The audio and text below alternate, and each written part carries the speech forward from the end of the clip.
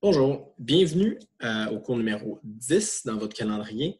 On est au dernier cours essentiellement qu'on va avoir sur le cours de statistique et le sujet du cours, c'est le chapitre 9. On va complètement sauter le chapitre 8 qui est les corrélations linéaires. Donc, on va seulement se concentrer sur le chapitre 9. On va barrer ceci. Donc, je suis dans vos notes de cours. On va seulement faire les pages 1 à 3 de vos notes de cours. Ça va être assez rapide. Il va y avoir seulement 2 vidéos, celui-ci et le prochain avec un exemple complet et les étapes.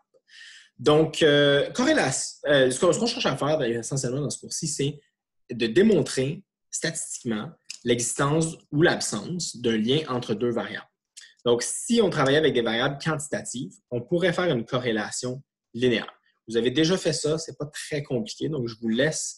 On ne va pas travailler là-dessus dans le cours ici, mais par contre, on va utiliser les tests d'indépendance, qui est le chapitre 9, qui ça fonctionne pour des variables qualitatives et ou pour des variables quantitatives groupées. Donc, même avec deux variables quantitatives, si on les regroupe par classe, on peut faire un test d'indépendance et c'est très commun de le faire. La corrélation linéaire sert pour certaines choses, mais le test d'indépendance aussi.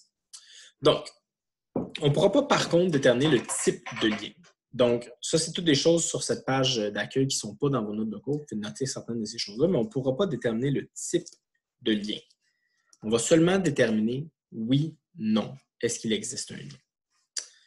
Donc, chapitre 9, test d'indépendance du qui 2 ou du qui carré. La notation, c'est celle-ci. C'est comme une espèce de lettre grecque, une espèce de XY qui est qui carré.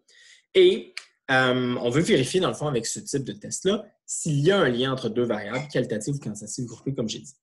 Par exemple, est-ce qu'il existe un lien entre le type de nettoyant et le diamètre d'inhibition des bactéries? Donc, on va faire des tests, on va répéter notre expérience un certain nombre de fois, on va avoir 30 ou 40 ou 60 données, et on va être capable de comparer les données qu'on obtient avec un certain type de nettoyant, des données qu'on obtient avec un autre type de nettoyant, et on va être capable de déterminer, mais si c'est différent, qu'on a fait la même procédure, bien, il existe un lien entre le type de nettoyant et son efficacité, finalement.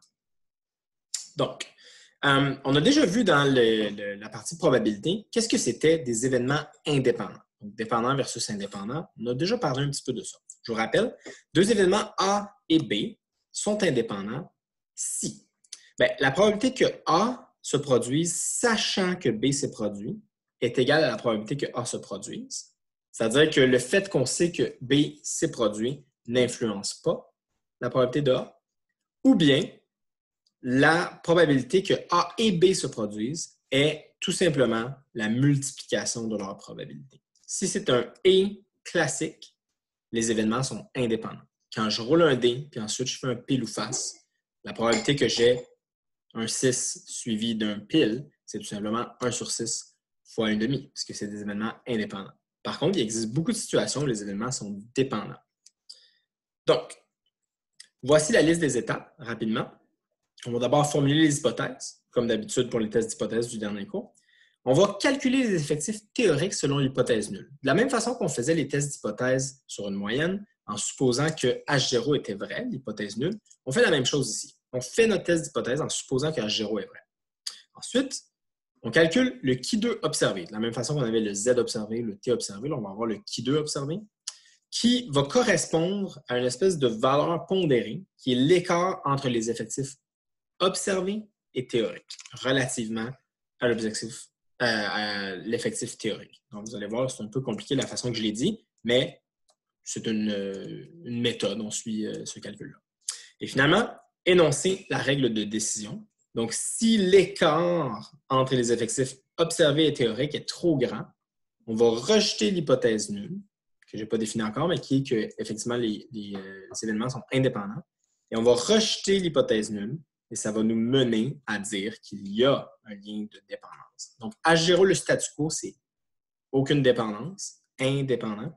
Et si on rejette ça, bien, on conclut qu'il y a dépendance. Décider de conclure, ça va être la dernière étape. Donc, les mêmes 5 étapes des tests d'hypothèse habituels.